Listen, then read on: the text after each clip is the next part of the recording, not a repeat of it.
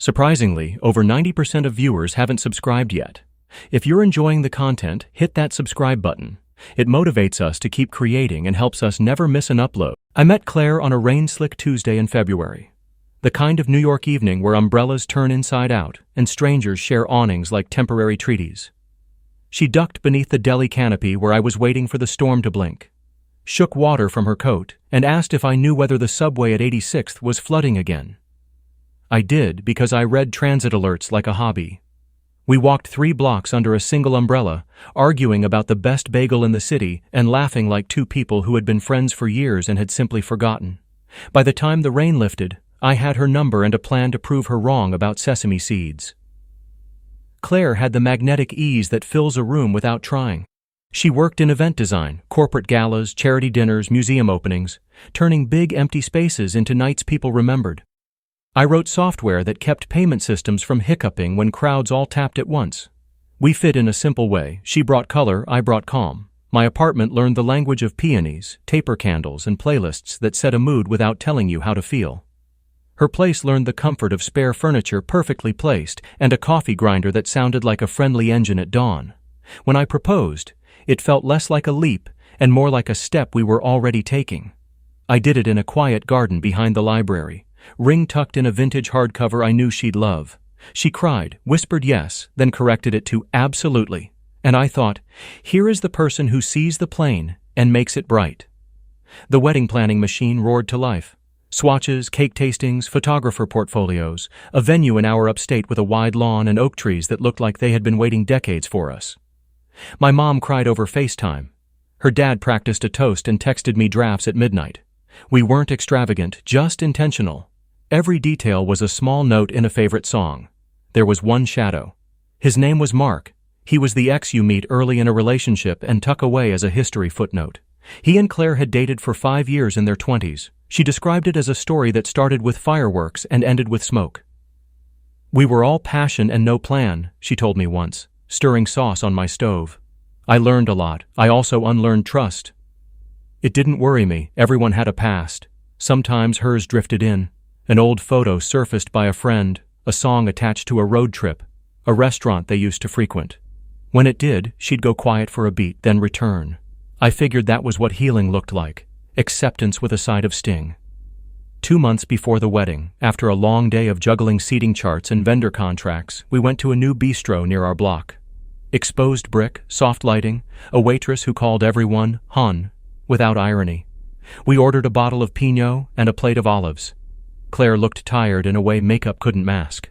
I asked if work was brutal. She said it wasn't that, then trailed off and studied the menu like it had secrets. Spit it out, I said, smiling. You're planning 8 million things at once. If you want to elope at City Hall tomorrow, say the word. She laughed, but there wasn't much joy in it. You always make everything sound easy. I try to make it feel safe. She set the menu down. That's the thing, safe. You're steady. You show up. You make life predictable in a beautiful way. That sounds like a compliment. It is, she said quickly, as if she needed to pad whatever was coming next. But sometimes I wonder if I'm built for predictable. The waitress slid plates in front of us. Claire didn't touch hers. She tapped the stem of her glass and said, Mark texted me last week. I didn't flinch because I'd promised myself I'd be the kind of man who didn't flinch. About what? Nothing dramatic. He saw a photo of our engagement through a mutual friend. He said congratulations. Then he asked if I ever missed. She stopped. It doesn't matter. Does it? I asked, and even I could hear how gently I was walking. She stared at the candle between us, flame making a tiny halo on her ring. We were chaos, but I felt electric with him. Like every door was open, even if half those doors led to a cliff. With you, I never worry about cliffs. I just don't know if I'll ever love you like I loved him. A quiet settled so complete I could hear the couple behind us debating creme brulee. My heartbeat sounded out of place in my own ears. I thought of the oak trees, the voicemail from the band, the driver's deposit. I thought of the way my name looked next to hers on invitations already stamped. She didn't stop. Maybe she needed to say it once aloud to hear its shape. Sometimes I regret leaving him, she added, almost as a whisper. Then, inexplicably, she laughed. An awkward, ill-timed burst that probably meant she was scared of the silence she'd created. To anyone glancing over, it might have looked like a couple sharing a joke. To me, it was a match to dry grass. If I opened my mouth right then, something mean would come tumbling out. Not because I am mean, but because hurt turns language sour. So I stayed still. I took a sip of water. I breathed. And I let a clarity appear that I didn't invite but recognized immediately. This was the red light you honor or run. Being loved isn't a contest, but it is a commitment. I could not marry someone who believed her best feeling lived in a chapter that did not include me. I set my napkin on the table. "Thank you for telling me," I said. My voice surprised me, calm, level, like a lake at night. "I can't drive us into a wedding when that's in your heart." She blinked, suddenly panicked. "Wait, I don't want to break up over dinner. I'm just being honest about a fear." "Fear is one thing," I said, still without anger. "Regret is another. And telling me you might never love me like you loved him? That's not a fear. That's a truth you've been carrying." The waitress arrived with the entrees and felt the weather at the table. She retreated with the grace of someone who had seen nights end in tears. Claire reached for my hand. I didn't pull away, but I didn't lace my fingers either. "What are you doing?" she asked. "Listening," I said. "And deciding." I let go of her hand with care, the same way you set down a fragile object you realize you can't afford to keep. I signed the check, left a generous tip, and stood. Outside, spring had the city by the collar. The air smelled faintly of lilac from a sidewalk planter. "Go home," I said softly. "Get some rest. I'll text you tomorrow." I didn't sleep. I made coffee at 2 a.m., then again at 4. I brought up the spreadsheet where the wedding lived. Vendors, balances paid, balances due, policies in small font none of us ever want to read. I called the venue at 8:59 a.m. and left a message. I called again at 9:01. By noon, I had reached everyone who needed reaching. I canceled the ceremony, requested refunds where possible, accepted losses where not. My parents asked if I was sure. I said yes. Her father called and said he understood, but hated it. I said I hated it too. I sent Claire a simple text. "I've canceled the wedding. I'll have your belongings packed by tonight.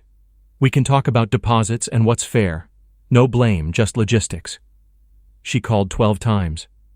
I watched the phone light and dim like a lighthouse I no longer needed. Finally, she texted, "Please don't do this without talking. You're making a mistake." No, I thought. I am choosing a different future. I boxed her things, the sweaters she kept at my place, the cookbooks she'd fallen in love with, the tiny cactus she swore liked me better. On a sheet of paper I wrote account numbers, vendor totals, confirmation codes. I slid it into an envelope with her name.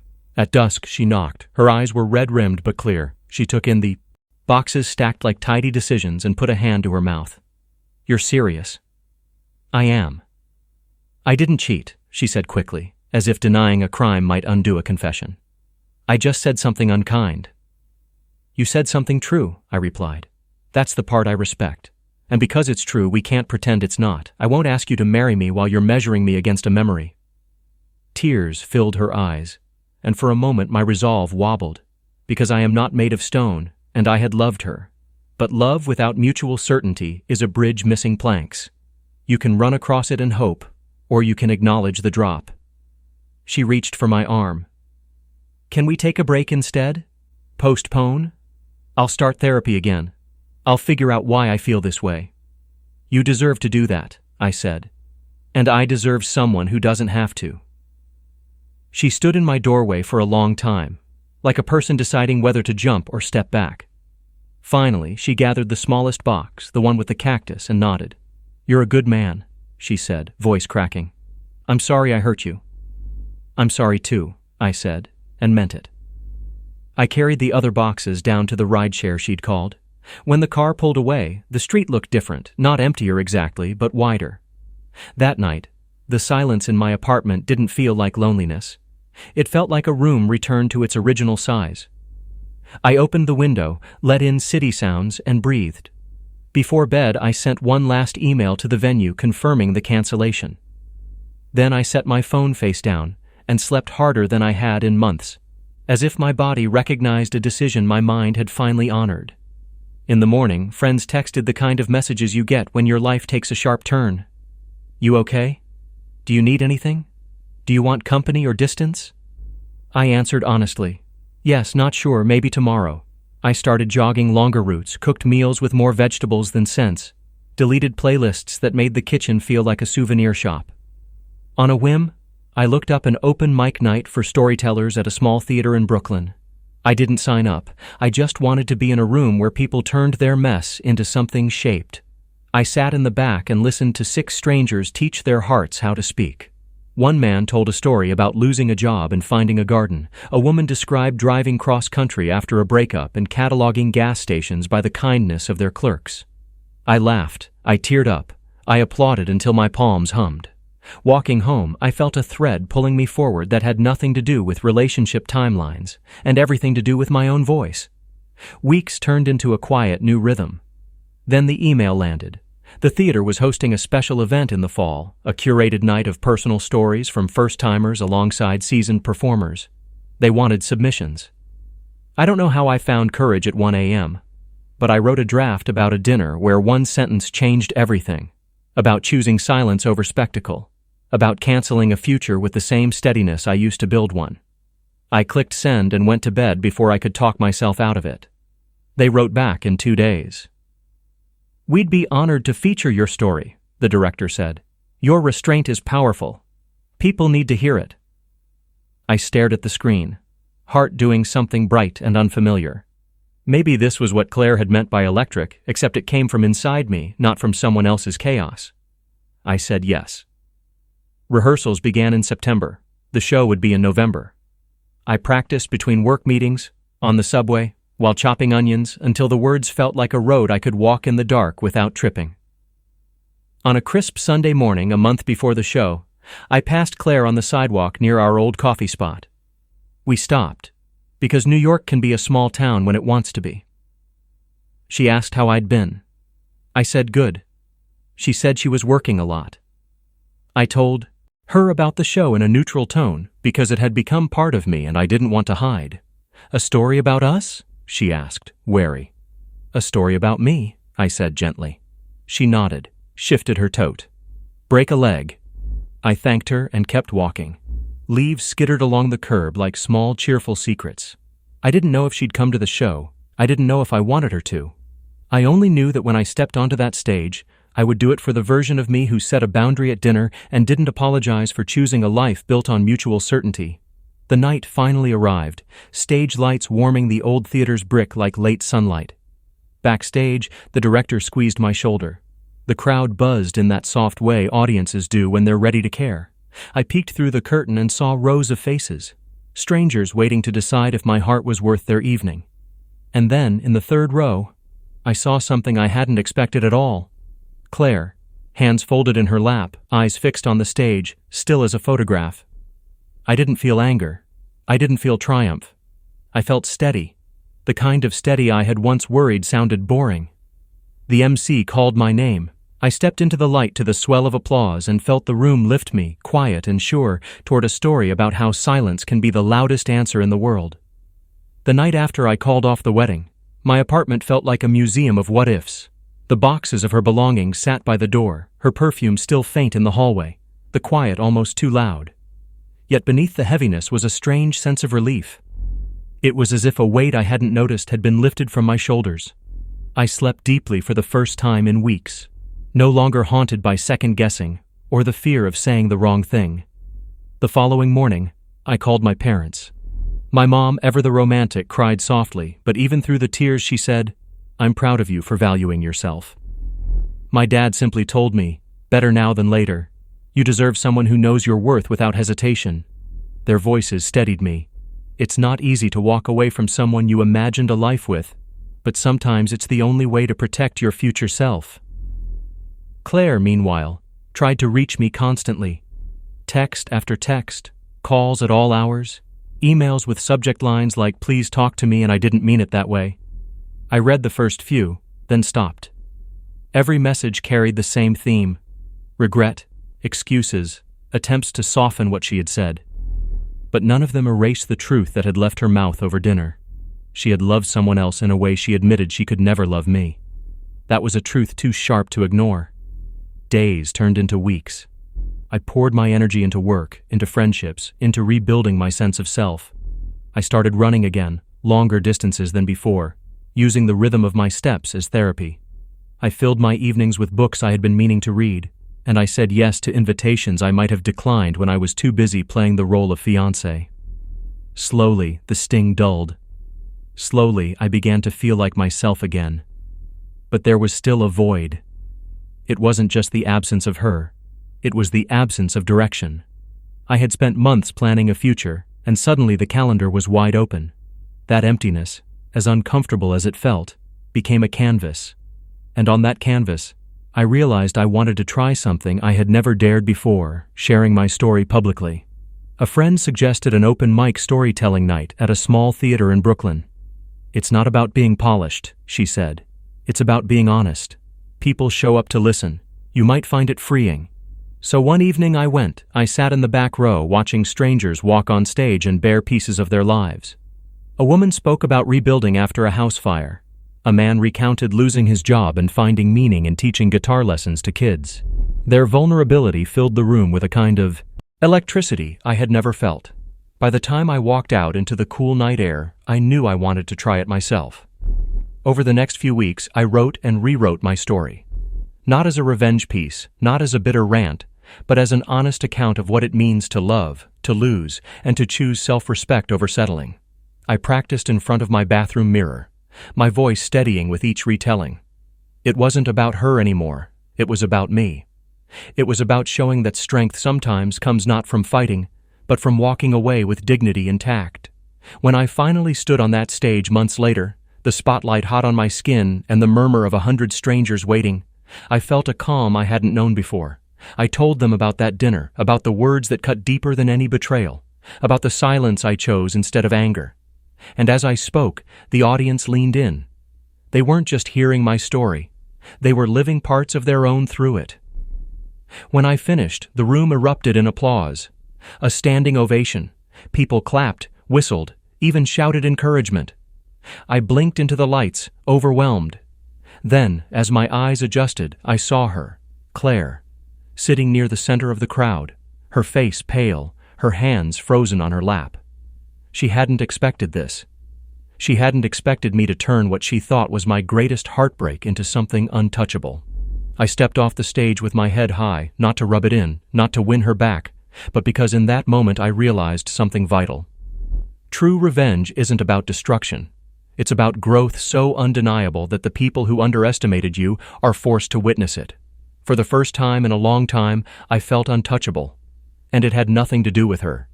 It had everything to do with finally choosing me. The applause seemed to echo long after I left the stage, as though the sound itself had followed me backstage and refused to leave. My hands trembled, not with nerves anymore, but with adrenaline. A volunteer pressed a bottle of water into my palm and whispered, "That was incredible." I nodded, trying to process the fact that strangers had just stood for me, stood because my story had meant something to them. I wanted to slip out quietly, but the director asked if I'd join the mingling in the lobby. People wanted to meet the storytellers. So I walked out, still half dazed, and was immediately approached by a woman who said, "Your words. They gave me courage. I've been staying in a relationship that doesn't serve me. Tonight I realized I deserve more." Another man added, "I've been there. Thank you for saying the things I couldn't." Their words struck me harder than any applause. My pain had become a lantern for someone else's path. That was the moment I realized the power of telling the truth, not just privately, but publicly, out loud, where others could feel less alone. And then, across the room, I saw her again. Claire. She hadn't left when the show ended. She stood near the exit, her posture stiff, her eyes on me like she wasn't sure whether to come closer or turn away. Eventually, she chose the former. "Can we talk?" she asked, her voice quiet, almost swallowed by the chatter around us. I considered it for a beat, then nodded. We stepped into a quieter hallway lined with old theater posters. She opened her mouth, then closed it, fumbling for words. Finally she said, "I didn't expect you to..." do this, to take what I said and—" Her voice trailed off. "Turn it into something bigger?" I offered. She winced. "Into something that made me look like the villain." I held her gaze. "Claire, I didn't paint you as anything. I just told the truth. The truth was enough." Silence stretched between us. She finally whispered, "I regret that night." I believed her. Maybe she did regret it, but regret doesn't erase reality. Regret doesn't rebuild trust once it's been broken. "I'm not angry at you anymore," I said. "But I also don't owe you another chance. What you said showed me what I needed to know, that you were still chasing a ghost. I can't compete with that, I won't." Her eyes glistened. "You've changed." "No," I corrected gently. "I finally became myself." She nodded, tears slipping down, and then she walked away. This time I didn't feel hollow watching her leave. I felt complete. Months later, the theater invited me back. They wanted me to headline a bigger storytelling night, this time with a packed house and press coverage. I accepted, not for revenge, not even for validation, but because I had discovered something new about myself. I had a voice worth sharing. By then, I had built a life far beyond the shadow of my almost wedding. I had new friends from the storytelling community, people who thrived on honesty and resilience. I had picked up photography again, rediscovering joy in capturing the way light bends at sunrise. And I had started dating, not rushing, not filling a void, but meeting people with a clearer sense of what I wanted and what I would no longer accept. The night of the bigger show, the applause came again, louder, brighter, filling me with gratitude. And as I stood on that stage, I realized something profound. The best revenge is never about proving someone else wrong. It's about proving yourself right, about honoring your worth, refusing to settle, and building a life so full that anyone who doubted you can only watch from the crowd, stunned into silence. I walked off stage that night with a steady heart. I wasn't just untouchable because I had risen above betrayal. I was untouchable because I finally understood the value of my own dignity. And that, I realized, was a love story worth more than any wedding.